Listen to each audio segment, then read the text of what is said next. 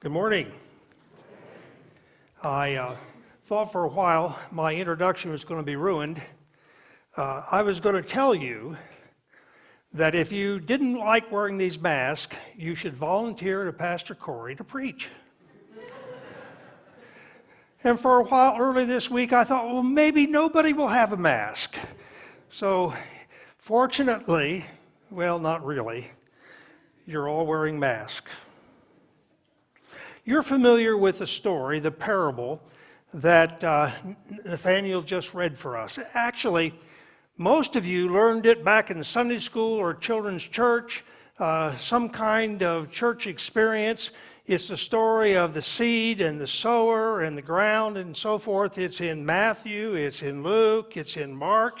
It's not in John. But it's thoroughly familiar to us, the four soils. That roadside or hard-pressed down soil. You know, if you go to a school, it's the soil right off the sidewalk where all the kids really walk or cut across. It's that soil. It just, anything that falls on it, the birds will get. Or making the application, it's that person who is so hardened against the gospel of Jesus Christ that it seems like it's totally impossible to get through to them. The hard-hearted, even rebellious, maybe aggressively antagonistic to the gospel. Then, of course, there's the shallow soil. It back in Jesus' day, underneath the topsoil, there was often a thin layer of rock or shale. And if seed fell on that ground, the roots would go down so far, but no further. And when the sun came out and burned, it would burn those sprouts that had sprung up to death, and nothing would come of it. Or we would call it weedy. The text calls thorny soil, where the weeds or the thorns grow up with the plants that are supposed to be productive, and finally the sun just can't get to the plant, and so it withers away. Finally, of course, there's the good soil that the seed falls on it, it gets the right moisture and sunlight, and it develops, and the harvest is many times over what one would expect. But now, as I read this parable, in fact, when Pastor Corey asked me to preach, and on this particular week I went through my files, I thought certainly I'd done something here, and I've preached on the soils before. But one thing that's puzzled me and interested me over the years is what do we do? What does the farmer do to make the unproductive soil productive? And I found that I never really wrestled with that. I'm a city slicker. You know what that is? I grew up all my life and lived all my life in the city, not always in big city like Minneapolis, but I'm a city slicker. My dad, on the other hand, grew up on the farm. And one of the things we boys liked to do in the summer, one of our favorite things, was go and spend 5 days a week, whatever it was, with Grandpa and Grandma on their farm in northwest Ohio. In fact, one of our toys, we had tractors, and we had haymakers or different kinds of toys that were farm-oriented.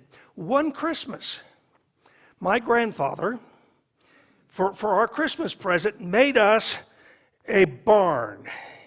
It was about that wide, maybe yay deep, a couple 3 feet high. It was a replica of his barn. It was painted red with a white trim, and over the door it said, "Fisher Boys." Boy, that was special.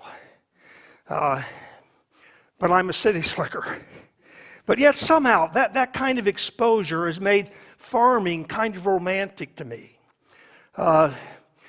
When we were here and all those trips we took to Charles City, I enjoyed watching the farmer in the field planting his crop, watching the crop come up, And when we were in Indianapolis or Marion there, driving home from work in the fall when it was dark, and seeing the farmer still out in his field with his headlights on, getting the crop in.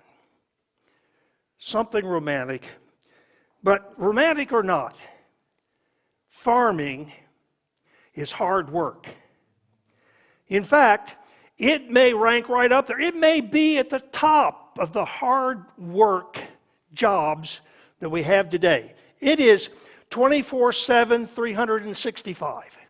And even in the winter, the farmer has his list of, I have to do this today to get ready for planting in the spring so I have a good harvest in the fall. It is hard work. So I think this parable is about the farmer planting not of course the seed that the Scripture kind of refers to, but it's the gospel of Jesus Christ is the seed. The ground is the needy person who must know Jesus, and the farmer is you and I. And our job to do everything we can do to make every bit of ground that we own as productive as possible. I mean, the farmer, he cuts down trees, he blasts out roots, he does everything he can. He deep plows, he cultivates, he spreads manure, he fertilizes, he does everything he can to maximize his crop. So as I read this passage, I'm thinking, what can I do? What can you do? What must I do? What must you do to make the ground around us, the people who need to know Jesus, as receptive as possible to the gospel of Jesus Christ so that when they hear it, they're more inclined to say yes than to say no. Now, you haven't probably had that kind of frame of reference or that kind of paradigm as you've been listening to Pastor Corey these last few weeks. But if you can look back, that is what he's been telling us. He's been trying to share with us how we ought to live so that we put the gospel in the most favorable light and people are most inclined to say yes. So let me look at that question. And as I look at it, I think three things. One, we must commit ourselves to maximizing our Christ-like character in the world in which we live. Now that means the gifts or the graces of the Holy Spirit, things like forgiveness and love and all of that kind of stuff that Pastor Corey has been talking about. But I want to add another one to the score. Actually, you could fit it in the envelope of long-suffering, perhaps, or there's some place you could fit it in the gifts or the graces of the Spirit. But I'm talking about how you react in hard times. There's a story later on in the book of in chapter 8. It's Jesus and the disciples getting in the boat to go across the lake. And Jesus goes to sleep. No wonder he had to be terribly tired. And a storm comes up. I mean, it's so fierce a storm that water is spilling into the boat. And these seasoned fishermen, not all of them were fishermen, but there are a few of them were fishermen, seasoned fishermen. They were panicky. And they cry out, "Master, Master, save us." Jesus rouses from his sleep. Now, I would have been panicky too. Don't judge them. I would have been panicky too. He rouses from his sleep, speaks to the wind, and it calms down. But Jesus saw something besides a natural panic because the storm was on them. He said, "Oh, you of little faith." You know that people are watching you, number one, but you know that they're watching you more closely when all of Murphy's laws are effective in your life at once? When everything's going wrong and your plan is falling apart, and that's when people notice whether you've got the goods or not. For example, this morning Martha and I were pulling out of the garage going to get Al, and the cell phone rang. It's linked to the car so I could talk. It was it was Don Corliss. And you know Don and Jerry have been going through valleys. Jerry's fall and broken shoulder and the surgery and all, and then Don's experience. And Jerry was visiting Joan Friday, and she had a spell. She had to call Mark, and Mark and Stephen went and got her and drove her in her car home. Yesterday, she had another spell. They called 911 and took her to the hospital and trying to find out what her problem is. You know, when things couldn't get worse, they get worse sometimes. I see people nodding their head. You know, that's when people are watching you the most. And that's when it matters the most whether the graces of the Spirit, whether a Christ-like spirit is showing through in your life, in my life. How am I living how am I showing Christ-likeness so that others see Christ in me when my world is falling apart? We sang, Christ and God is able. Last evening I heard somebody sing a song that said, the God of the mountain is God of the valley. That the God of good times is also the God of bad times. That the God of daytime is also the God of nighttime. Does that show through in my life? Does that show through in your life? If you want the people around you that, whether they've got rocky soil, thin soil, or thorny soil, whatever the soil is, if you want to bring them to a place they're more positive to respond to the gospel of Jesus Christ, live like Christ. And especially in the bad times. In the bad times. Preparing the soul of people who are uninclined to follow Jesus so that they'll be inclined to do it. Not only develop a Christ-like spirit and character, but demonstrate a Christ-like passion or compassion, a love for all people. Now, you know that that's one of Pastor's major themes, and it has been these last few weeks. For example, last week. Now, he doesn't know this, so don't tell him. I have a tendency to fill out the blanks before he gets there. Sometimes I'm right, sometimes I'm not. How well do I was right, love people who don't appreciate it and don't deserve it? We must change our perspective about other people. What does it mean to judge? To consider any person irredeemable, or I said undeserving, he said unworthy. It's the same thing, isn't it? Why don't we judge? We can't see accurately, I said. He said inside someone else's heart. Our own prejudice, I said, blind us. He said sin. He might have said our own experiences. You see, I happen to be conditioned by all the experiences I've had to think certain ways. And think you ought to think that too. But you don't, because your experiences are different. Or he might have said, in fact, earlier in the sermon, he did speak about the groups we're part of. And we're more inclined to have group think. than we want to admit. See, our passion or compassion, our genuine love for others. Now, I've been tested in this area the last few weeks. This is trivial, you'll understand. But, the news went out that the Minnesota Vikings were considering, and he was most likely to be head coach for the Vikings, Jim Harbaugh.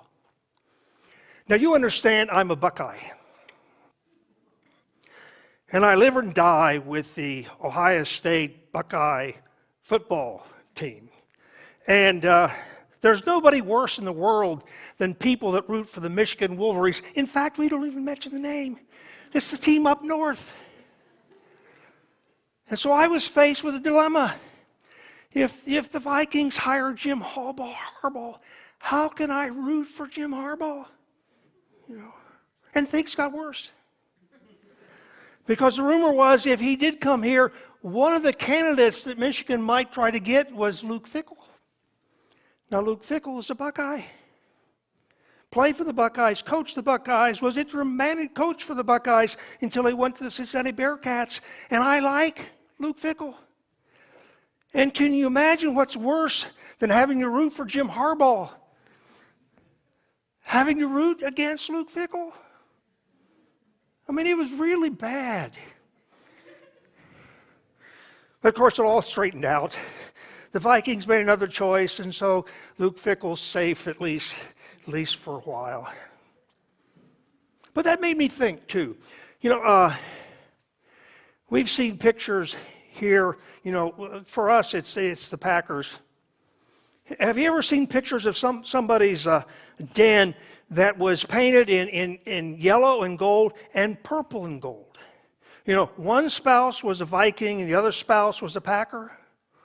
There was thinking of the Ohio State Buckeyes back a few years ago when they won one of the championships. They had a linebacker, A.J. Hawk, who ended up playing for the Packers. But he was engaged to a gal that he married who happened to be brother or sister to a Notre Dame quarterback. And they showed a picture back in the day of her at a Ohio State Notre Dame football game, half Ohio State apparel and half Notre Dame apparel. You know how you can begin to love the other side? Is get to know somebody from the other side. And somehow that humanizes even Wolverines or even Packers or even somebody on the other side of the political spectrum or somebody that has a different ethnicity. You see, if you want to really love somebody that you just have a hard time agreeing with and maybe getting along with, get to know them. Spend time with them. Interact with them. You'll find they're a lot more like you than you ever thought. And you might be able to really love them. If you want to help prepare the soil for its maximum productivity, we're thinking not of the farmer, we're thinking of the gospel. Have a genuine love for people that need Jesus. Actually, I get exhausted sometimes reading the Gospels, even reading Luke chapter 8. I mean, Jesus tries to get away from the crowd so that he can get some rest, some R&R. And what happens? The crowd follows him. It happens here in chapter 8. I mean, he was on the job 24/7, 365. And so are you. And so am I. We can't take vacation from that. But all the time, in every relationship, every place we are, we're Jesus to somebody. Now, as you read on down through here, And in fact, I underlined some phrases, but I'll skip that. Just it changes from one person to another person, and another experience and another event. I mean, it's just draining. So how can I be on my tiptoes for Jesus all the time? Always on the job. Well, 2 or 3 things. Prayer. In fact, there's a passage over there in the Psalms. Jesus pictures, or the psalm writer has the same visual. The sower is sowing the seed. And as he is, he's crying, praying that the Lord will produce a harvest from this seed that he's planted, because his life, his family's life, depends on having a harvest. We minimize prayer and the power of prayer. I was thinking this morning of an incident in my first pastorate long time ago. My parents lived in Marion at the time, pastored one of the churches there. In fact, it was the church that Don and Joan attended, Mark and Larry and Carrie. And there was a little lady in that church. Her daughter was a secretary to the guy who was in charge of world missions. And this little lady was hard of hearing. And because, older people take longer to get ready, she always came in late. Her daughter brought her, and she had to sit in the second seat right there because she wanted to hear every word, and she was hard of hearing, and she had to come up there. Embarrassed Genevieve to death that after services started, they had to come in and walk clear to the front. It's a bigger sanctuary than this, and sit there. Another lady was secretary to Bob McIntyre, and they were all from Pennsylvania. And I don't know why it was, but they went back to Pennsylvania one summer to visit, and they arranged their trip so they could stop in on me on a Sunday morning. First church. I didn't know they were coming.